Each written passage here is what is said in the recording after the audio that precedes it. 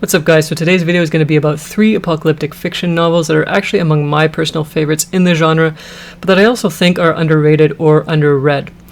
I especially think readers who enjoyed Station 11 by Emily St. John Mandel and other similar non-traditional apocalyptic narratives, especially ones focusing on community and community building instead of the rugged lone survivalist, will probably enjoy these 3 most. So the first book is a post-apocalyptic and dystopian novel called Memory of Water by the Finnish author Emmi Itäranta. I read this in 2017 and rated it 5 out of 5 stars, although the book itself was published in 2012, so not super new, but still very relevant to us today. One thing I thought it was interesting about this book is that since Itäranta is fluent in both Finnish and English, she actually wrote the book separately in both languages instead of having it translated from Finnish to English. Anyways, I just thought that was interesting. So what is this story about? This is about a young Finnish woman named Norja Kaito, and at the beginning of the book she's living with her father in a small rural town. The book takes place in a dystopian, post-climate disaster Finland, and in a world where water is scarce.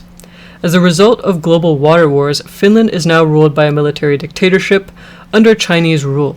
And I imagine Itäranta was drawing from Finnish history here and Finnish natural landscape when creating the setting and the premise for the book. Finland, of course, was occupied by the Swedes and then the Russians for almost 800 years, and only gained independence in 1917 as a result of the Russian Revolution. It's a country also known for its many lakes and rivers with some of the cleanest water in the world. So I think the setting, the premise here makes a lot of sense with all that in mind. Anyways, so Norja's father is a tea master, and a lot of the novel revolves around Norja's path to following in her father's footsteps, taking on the rituals, secrets, and community responsibilities traditionally held by tea masters. And that also includes guarding the location of local hidden water sources. There are also a few interesting concepts that pop up, like plastic smithing, for example. Norja's village is located near a garbage dump, which is pretty common now in this world. And people regularly scavenge there for scraps that can be either repaired or reused somehow. And one of her friends is actually a plastic smith who recovers plastic waste from the dump to repair old objects or create new ones, and she kind of takes commissions, from what I remember. One of the things I really enjoyed about this book was its prose, as I mentioned before. I just found it to be really beautiful, with a lot of vivid descriptions of the natural world, and that's very much my jam. If you enjoy that kind of thing too, definitely check this out. And I think it worked with the slower pacing in the sense of giving almost kind of a hypnotic or meditative feel to it. The book itself is pretty short, even though it's not super fast paced. It's about 260 pages, so not a very long book at all. My second underrated recommendation is the apocalyptic novel Sunlight Pilgrims by the Scottish author Jenny Fagan, and I gave this 4 out of 5 stars and read it in 2019, although the book itself was published in 2016. So this was another really great read, and I would mostly recommend it to people who are cool with a bit more of a slice of life, character-driven approach. That's very much what this book is about. It also features a really wholesome mother-daughter relationship, in my opinion, and just generally great relationships between the characters. It's very much not a traditional modern apocalyptic narrative, more specifically in the sense that the main storyline is not specifically about the impending apocalypse. It's the climate apocalypse is more so in the backdrop of this book. It's set in 2020, so hitting pretty close to home at this point, and it takes place in a trailer park in a fictional community, or from what I understand, a fictional community in the Scottish Highlands. There are 3 main characters: Dylan, who is a man from London who has just moved into the community, and he's dealing with his own personal grief, which kicks off the story, if I remember correctly. And then we've got Stella, who's, I think, personally my favorite character in the book, but she is a 12-year-old girl, more of a little kind of goth girl, and a bit of an outsider. She lives in the trailer park with her survivalist mother, and so the third character is Constance, and she is Stella's survivalist mother. And the book is mostly about the characters' everyday lives and the relationships that they develop with each other and the community around them. All the while, the temperatures are dropping to unprecedented seasonal levels as climate disaster approaches. But again, that's very much in the background here. The characterization and dialogue in the book were excellent and were definitely among my favorite things about it. The characters just felt very, very real, and their relationship to one another felt extremely genuine and very heartwarming. And that's the thing with Sunlight Pilgrims, I would say, compared to Memory of Water, which can be a little bit more depressing. Sunlight Pilgrims, I think, is a little bit more optimistic, a little bit more heartwarming, even though the characters are facing this impending climate apocalypse that's kind of creeping forward. There's also a great sense of humor in this book. I always appreciate a certain type of humor, and this book has got it. And similarly, I think if you like the prose and the themes around community and building community in Station 11, I think there's a good chance you'll enjoy this one too.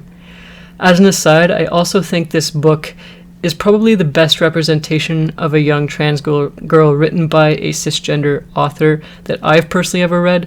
I also think that Jenny Fagan did an amazing job at capturing feelings of teen angst in Stella without making her actions come off as nonsensical or annoying, which is often the case, I find, with the portrayal of teen girls in particular in a lot of novels.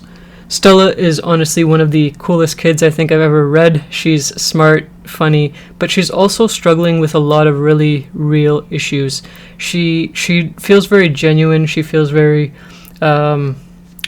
organic, authentic.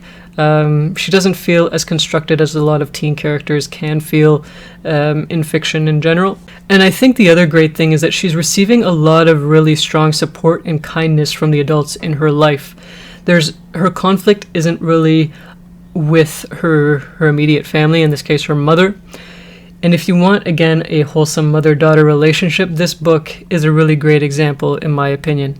And I should mention that Sunlight Pilgrims did receive kind of a lower rating on Goodreads. I think it got a 3.5. Memory of Water, I think, got 3.7 on Goodreads. And I think the thing with a book like Sunlight Pilgrims is I think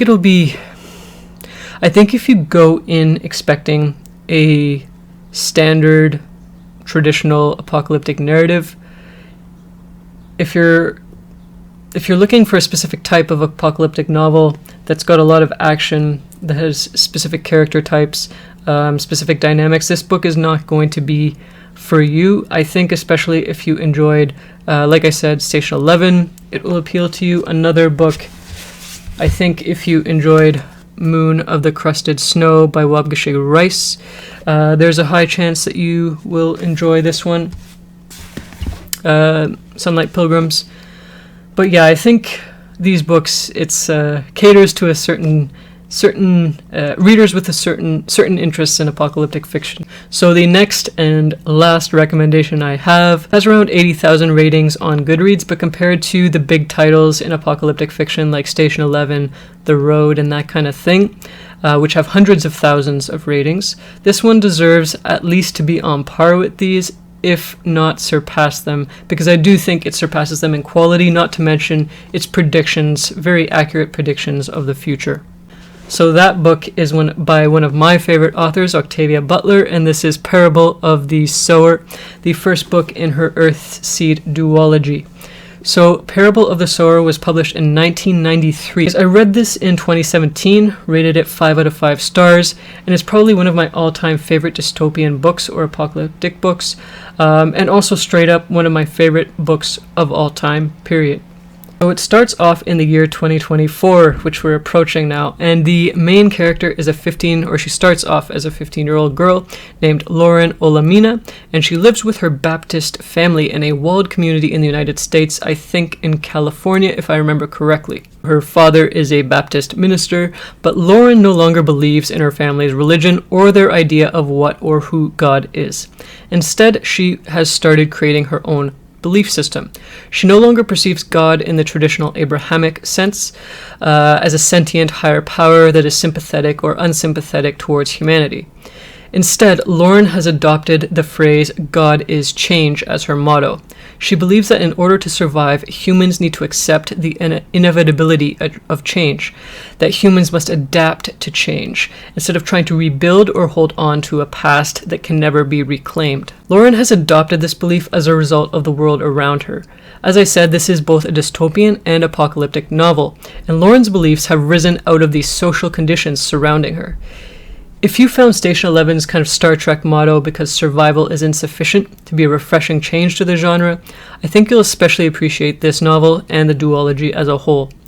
Even as the world collapses around her, Lauren strives to use her philosophy to build a better future for her community, one where humanity embraces scientific progress for the betterment of all.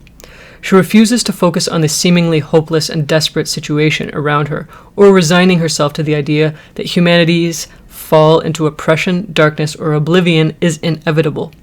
This is also one of the most socially aware and frighteningly accurate predictions of this future I've ever seen, which is, honestly, I expect nothing less at this point from Octavia Butler. It deals with the rise of an oppressive and dictatorial American president who wants to make America great again, supported by violent militias of white conservative Christians.